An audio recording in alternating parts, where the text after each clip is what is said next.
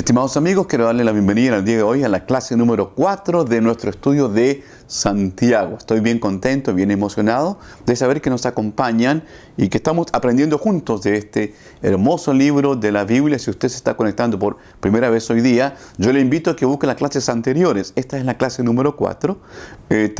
Desde la clase 1 hasta hoy día, para que tenga todo el contexto de lo que estamos hablando. Pero, otra vez digo, estoy emocionado de ver de que estamos avanzando bien, y estamos examinando un libro que es tan profundo y que a la vez es tan simple. ¿Por qué? Porque nos entrega las cosas básicas del Evangelio. Entonces, eso hace que sea tan, pero tan interesante. Bueno, en la clase anterior nosotros nos quedamos en el versículo número 12, que era el último versículo que estaba hablando acerca de toda esta serie de versículos en torno al tema de las pruebas.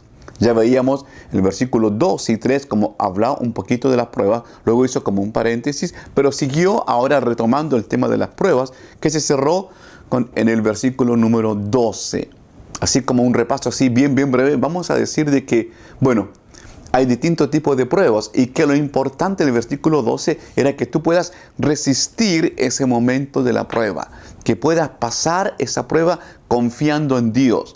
Nadie dice que pasar una prueba es algo fácil, es algo difícil, muy difícil, pero también veíamos en la palabra de Dios cómo es que Dios te dice, como que Santiago te enseña lo importante que son estas pruebas para el desarrollo y para tu madurez espiritual, para que seas más como Cristo. Y lo que Dios quiere es que cuando venga ese momento de prueba, te acuerdes de estas cosas.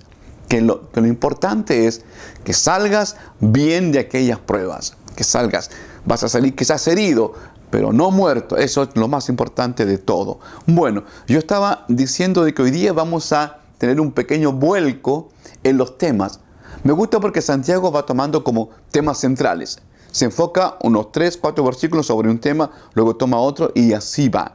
El siguiente tema que está en cierta manera complementado con el de las pruebas es el tema de la tentación. ¿Qué tema tan importante? El tema de la tentación. Quizás no nos vamos a enfocar tanto en las definiciones que pueden haber acerca de tentación, porque de una u otra forma, cada uno de nosotros ha experimentado a través de su vida esto de ser tentado, de ser tentada, esto de la tentación. Bueno, en palabras simples, ¿qué es la tentación? La tentación, en palabras muy simples, es todo aquello que te induce al pecado. Todo aquello que te induce a hacer lo incorrecto. Todo aquello que tiene que ver con una falta moral en tu vida. Entonces, a eso es a lo que le llamamos tentación.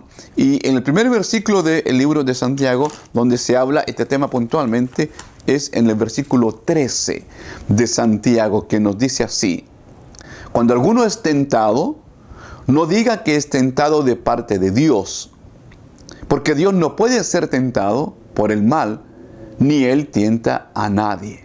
Eso es lo primero. Versículo 14.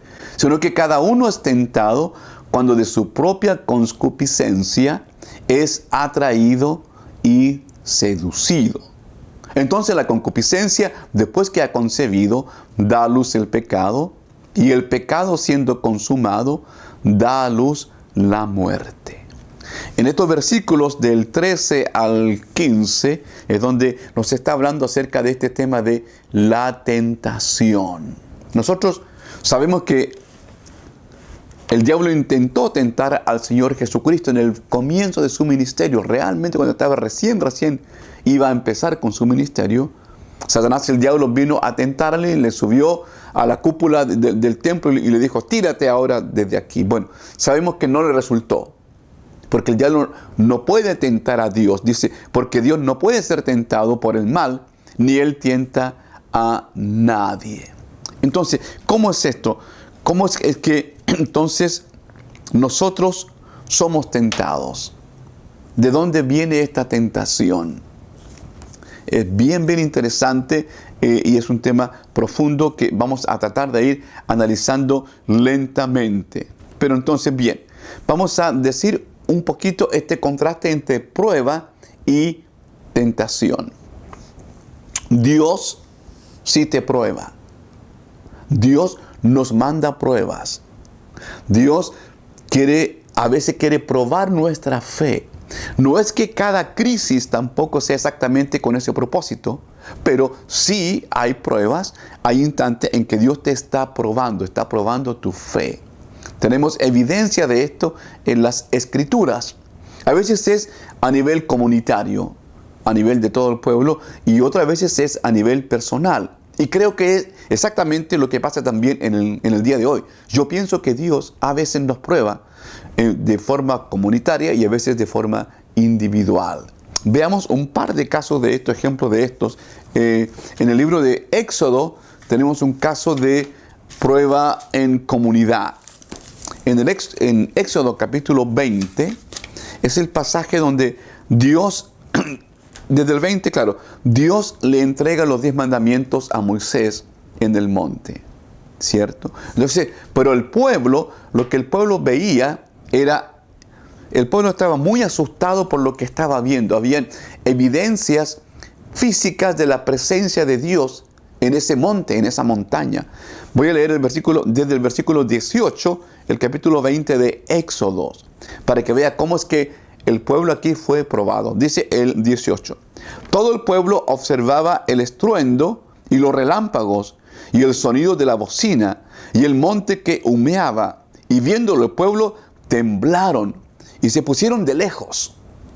Y dijeron a Moisés: habla tú con nosotros y nosotros oiremos, pero no hable Dios con nosotros para que no muramos. Estaban aterrados. Había estruendos, había relámpagos, había todo esto, habían truenos.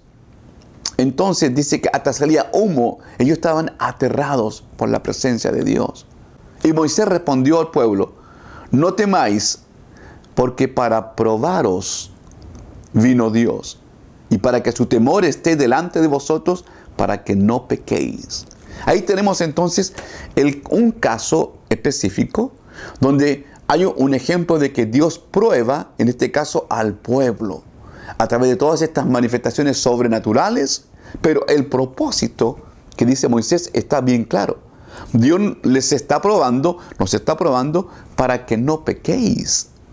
Para eso es que Dios te está probando tu fe en lo que crees. Ahora, hay un ejemplo individual en que Dios prueba también la prueba de una persona. Y ese es el ejemplo de Abraham. Famoso ejemplo de Abraham. Eso está en el capítulo 22 del libro de Génesis. Dios le había prometido un hijo a Abraham. Esto es para quienes no tengan tanto conocimiento acerca de la Biblia. Dios le había prometido un hijo a Abraham en su vejez. Y se lo concedió. Ese hijo se llamaba Isaac. Entonces, cuando ya Isaac es un jovencito, un día Dios le ordena que sacrifique a su hijo Isaac. Esto está en el capítulo 22 del libro de Génesis. En el versículo 1, capítulo 22, dice lo siguiente. Aconteció después de estas cosas que probó Dios a Abraham. Y le dijo: Abraham, y él respondió: heme aquí. Y dijo: toma ahora tu hijo y tu único Isaac, a quien amas, y vete a tierra de Moriah, y ofrécelo allí en holocausto sobre uno de los montes que yo te diré. Dios estaba probando aquí a Abraham y su fe. Abraham toma a su hijo, se va al monte, construye un altar del sacrificio, pone a su hijo encima de este altar. Cuando llega el instante, otra vez, ahora en el versículo 11. Entonces el ángel de Jehová le dio voces desde el cielo a Abraham y dijo: Abraham, Abraham. Y él respondió: heme aquí. Y dijo: no extiendas tu mano sobre el muchacho, ni le hagas nada, porque ya conozco que temes a Dios, por cuanto no me rehusaste tu hijo, tu único. Entonces, otra vez, aquí está caso específico en que Dios está probando la fe de una persona. Hay otro pasaje en que nos dice de que nuestra fe es probada como el oro en el crisol cuando se está fundiendo. Entonces, quiero hacer el contraste entre la prueba y la tentación. Como decíamos la clase anterior y la segunda clase también, hay pruebas que son sencillamente, cuando Dios te prueba, es para que tu fe vaya madurando, vaya creciendo, se vaya fortaleciendo y cada vez tú te vayas moldeando más en tu vida espiritual, más y más a lo que Dios quiere que tú seas, lo que Dios sabe que tú puedes llegar a ser espiritualmente hablando. Entonces, ese es ahora el contraste con la tentación. Satanás, el diablo, tienta y ha tentado a través de toda la historia, y tenemos casos también concretos, porque esto, como ya les dije antes, Satanás intentó tentar al propio Señor Jesucristo. Imagínate, no va a intentar tentarte a ti y a mí. Claro que lo hace, por supuesto que sí. En 1 Corintios capítulo 7, versículo 5, tenemos este pasaje en el contexto de el matrimonio. Pablo aquí está dando estos consejos a el matrimonio. Dice en el versículo 5, no os neguéis el uno al otro, a no ser por algún tiempo de mutuo consentimiento, para ocuparos sosegadamente en la oración, y volved a juntaros en uno, para que no os tiente Satanás a causa de vuestra incontinencia. Está advirtiendo el apóstol Pablo aquí a los hermanos de Corinto para que no caigan en tentación. Los está advirtiendo porque les está diciendo para que no os tiente Satanás. Para que no os tiente Satanás, hagan esto y esto otro. Entonces, ahí vemos de que básicamente la tentación tiene que ver con un daño moral. Este sistema de valores, de moral que tú y yo tenemos, que te entrega el Evangelio, que te entrega la palabra de Dios, la tentación consiste en ir en contra de este sistema de valores, en contra de esta moral que Dios te ha dado. ¿Por qué? Porque cuando haces eso, obviamente caes en pecado. Y eso es lo que Satanás quiere. ¿Por qué razón? Y aquí está el contraste nuevamente. La prueba hace madurar tu fe, te produce crecimiento. La tentación te hace daño, te destruye. Lo que busca es tu destrucción, destruirte, quitarte de Dios, apartarte de Dios, verte en lo más bajo. Eso es lo que intenta la tentación. Y eso es lo que hace. Entonces, la prueba saca lo mejor de ti. La tentación saca lo peor de ti. A continuación voy a compartir con ustedes, tengo 3 gráficas para mostrarle de 3 escenarios diferentes acerca de 3 posibles reacciones frente a la tentación y cómo funciona la tentación. Para eso tengo que traer un pizarrón y comenzar a hacer mi gráfico, así que ahí voy. Muy bien, entonces ya estoy listo con mi pizarrón para comenzar a trabajar en esta gráfica donde yo voy a describir el primer escenario que tiene que ver con la tentación. No creo que tenga tiempo de ver los 3 escenarios hoy día, así que, pero por si acaso, para ver cómo es que se va a ir desarrollando la tentación en nosotros, en el ser humano. Bueno, rápidamente quiero decirle de que yo creo de que comienza aquí. Aquí comienza. En la mente. Y aquí voy a poner desocupada. La mente desocupada. Aquí es donde yo creo que es donde comienza este proceso de la tentación. La tentación va a comenzar. Déjenme revisar que estoy bien con mi sonido aquí. Sí, está bien, muy bien. Ok, entonces, la tentación va a comenzar, según mi punto de vista, en la mente. Mi madre decía, hay que mantener siempre la mente ocupada, mijito. ¿Ok? Para que no ande pensando cosas malas, y eso es muy sabio y es muy cierto. Porque es en esta mente La mente puede estar, bueno, en el escenario primero, en el primer escenario, es el caso en que una persona, ya sea que tiene su mente desocupada o que tiene su mente, como dice la Biblia, carnal, que no le importan las cosas de Dios, que no le interesan las cosas espirituales. Con respecto a esto, hay un pasaje en Colosenses, capítulo 2, versículo 18, es donde nos dice esto: nadie os prive de vuestro premio, afectando humildad y culto a los ángeles, entremetiéndose en lo que no ha visto, vanamente hinchado por su propia mente carnal. Ahí está, por su propia mente carnal. Entonces, es una mente que ya sea que está desocupada o que ya es una mente carnal.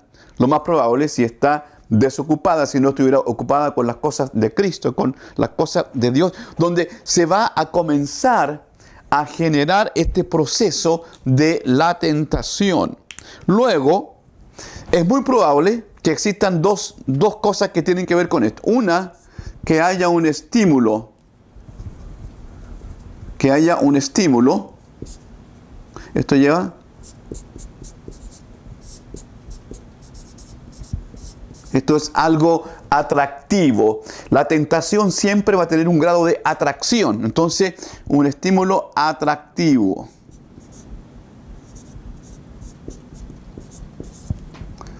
Ajá.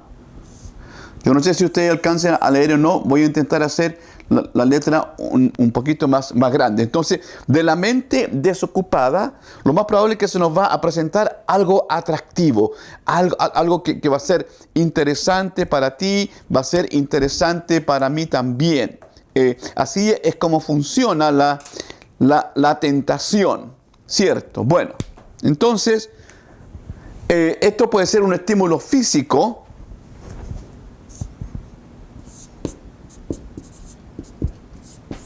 o puede ser un estímulo mental.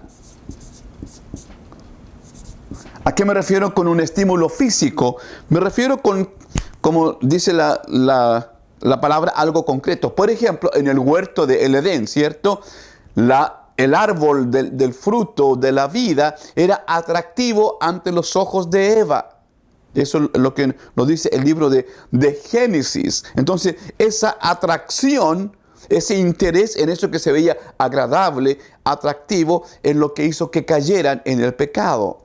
La tentación siempre va a tener ese elemento que le va a hacer ver atractivo o atractiva, ¿verdad? Puede ser algo físico, como digo, como puede ser algo mental. Quizás la mente empieza a maquinar, a imaginarse un escenario que le va a traer un grado de satisfacción. Por supuesto que es mentira. Es algo que te va a traer a un daño muy grande, que es exactamente lo que pasó con Adán y Eva, cuando ella veía que se veía muy atractivo este árbol. Sí, claro. Pero en resumidas cuentas, terminó en una muerte espiritual, en una separación de Dios. Y eso es lo que pasa con todo tipo de tentación, ¿cierto? Con todo tipo de tentación nos pasa esto. Entonces, aquí está la mente, el estímulo. Ahora, aquí es donde viene el instante en que la mente otra vez vuelve a jugar un papel muy importante aquí en la mente, porque la mente, en estos dos casos,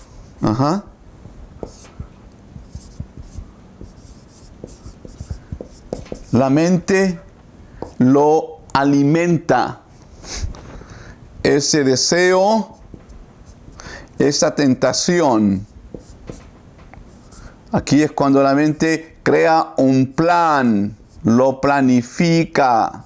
Entonces, acá está la mente desocupada, acá se presenta el estímulo, ¿verdad? Luego la mente empieza a planificar cómo lo va a hacer para que esto se lleve a cabo, esto que se ve interesante, que se ve agradable, ¿qué es lo que tengo que hacer? Y la mente empieza a trabajar. Esa es la mente carnal que les estaba hablando antes, acerca de cómo es que nos juega esta mente. Tito, en el libro de Tito nos encontramos con un pasaje que nos habla acerca de esta mente. Escuche, por favor. Aquí tengo Filemón, Hebreos, Tito, Filemón. Aquí va a estar. Tito capítulo 1, versículo 15. Habla acerca de esta mente y cómo que esta mente nos engaña. Fíjese. Dice así: todas las cosas son puras para los puros, mas para los corrompidos e incrédulos nada les es puro, pues hasta su mente y su conciencia están corrompidas. Esa es la mente carnal. Entonces, otra vez Santiago está haciendo un contraste. Mente carnal y mente espiritual. Entonces aquí es donde empieza a funcionar la mente carnal. La mente corrompida, ¿qué hace? Lo alimenta, lo planifica, ve los detalles, qué es lo que tengo que hacer antes de llegar a la consumación del pecado mismo, que es el siguiente paso. El siguiente paso después de eso es el pecado.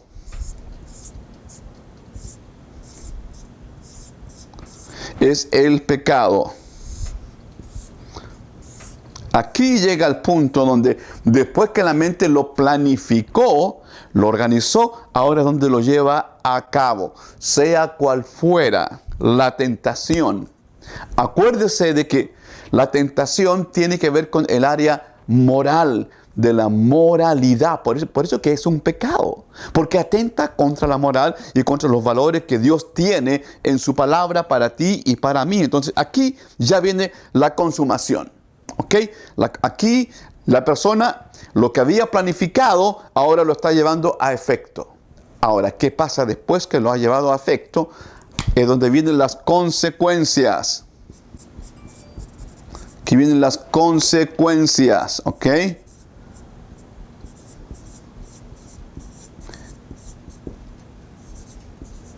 Consecuencias vienen aquí, pastor. ¿Qué tipo de consecuencias? Bueno, aquí, como digo, en el primer caso hay tres posibilidades de consecuencias, ¿ok? Son lo que yo distingo aquí. Emocional,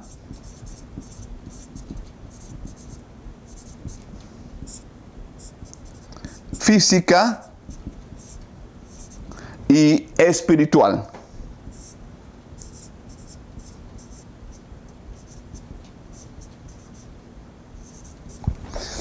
Puede que haya más consecuencias, estas son las que yo distingo al menos, ¿ok? Cuando una persona peca, va a haber una consecuencia emocional, física o espiritual. Ahora, como este es el caso 1, vamos a imaginarnos de que esta persona tiene una mente carnal absolutamente, totalmente carnal. Por lo tanto, quizás no le afecte espiritualmente, emocionalmente tampoco. Quizás podría afectarle físicamente. Quizás, por ejemplo, estoy pensando de una persona que está acostumbrado a engañar a su esposo o a su esposa. Posiblemente tenga una consecuencia física y le dé igual emocionalmente o espiritualmente, pero a lo mejor contrae una enfermedad venérea, por ejemplo. ¿Sí? Puede que sí, puede que no. Pero estas tres áreas creo yo que van a estar siempre presentes después que haya la consumación de un pecado. Entonces, en este primer escenario, vamos a imaginarnos de que esta persona tiene una mente carnal. ¿Qué significa eso? Que está acostumbrado a pecar. No es alguien que de vez en cuando tuvo una caída y después se levanta. No. Esta es una persona que vive totalmente en ese tipo de vida. Entonces, puede que no sienta ninguna de estas consecuencias que aquí están. Este es en el primer caso, ¿ok? En el caso número 1. Ahora bien, ciertamente, ¿a qué te va a conducir este pecado y tus consecuencias? ¿Cuál es el fin de este escenario número 1? Claramente el fin va a ser muerte espiritual.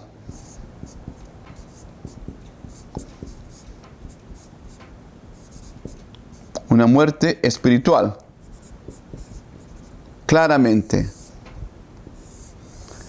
esta va a ser la consecuencia final de esta persona que no se arrepintió, que le dio lo mismo lo que estaba haciendo, y entonces va a llegar a esta muerte espiritual. Ahora, lo terrible de eso que estamos hablando ahí, de consecuencias de carácter eterno.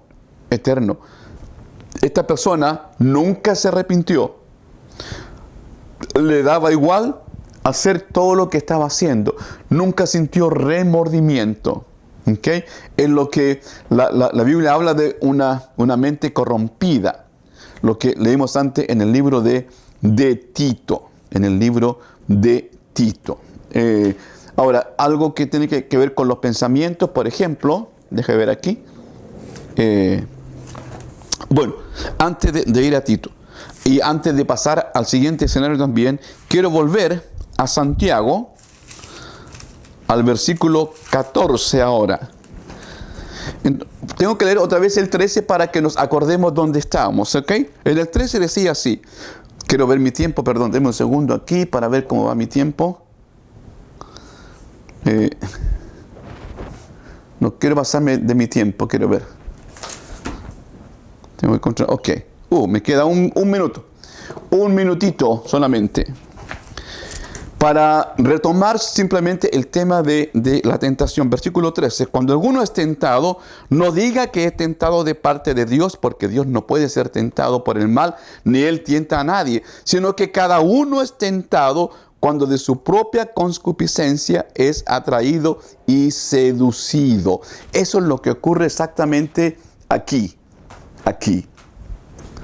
Aquí eres tú. Es la propia persona la que decide alimentar esa tentación, ese estímulo atractivo, planificarlo y luego llevarlo al pecado mismo. Bueno, está muy interesante, como les dije antes. Tengo dos escenarios más para compartirles. Este primero es de una persona que le da igual, le da lo mismo, la tentación, lo hace una y otra vez, peca y una y otra vez, no cree que no tiene ningún problema y cree que está bien lo que está haciendo. Ese es el caso 1. Bueno, se me ha ido el tiempo por lo que estoy viendo aquí. Se me fue el tiempo por el día de hoy. Creo que estamos bien. Vamos a dejarlo aquí. Que Dios les bendiga. Si Dios quiere, nos vamos a encontrar otra vez en la clase número 5. Así que bendiciones para todos. Cuídense.